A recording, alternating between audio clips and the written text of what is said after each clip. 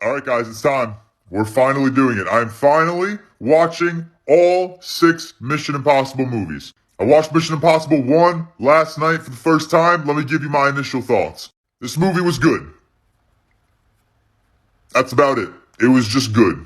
I know a lot of people hold this movie on an incredibly high pedestal, and unfortunately I did not feel the same coming out of it. And you know what? That's just a sign of the times. That's on me for waiting 26 years to watch this movie.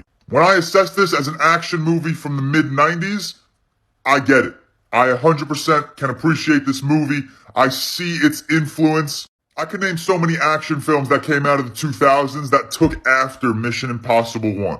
Seeing Tom Cruise and the introduction to his character Ethan Hunt was worth this watch alone. I felt like I was finally a part of this fucking franchise.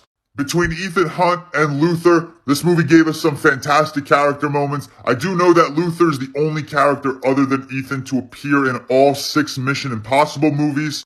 That makes me really happy. Their relationship in this movie was probably my favorite part, and I'm excited to watch them grow together. But like I said, it's my fault that I'm waiting till 2022 to watch this movie.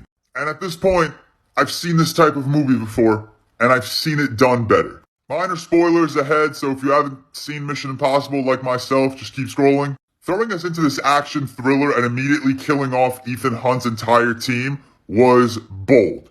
It was bold, and I loved it, and it was a fantastic way to get me engaged. The few twists in this movie worked. I didn't see them coming.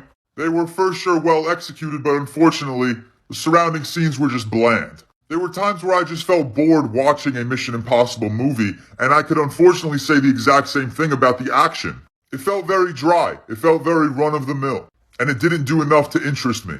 I don't know. Maybe I'm expecting more from a Mission Impossible movie. I know a lot of you guys have said 3, 4, 5, and 6 are fantastic movies, so I am excited to get there. From an introductory standpoint, I think Mission Impossible works very well. I know this review is coming off rather negative, but I do think it does a very good job at introducing me to this character and putting me into his world. And for a third time, I get this movie. I get its influence. I get that it came out in the 90s.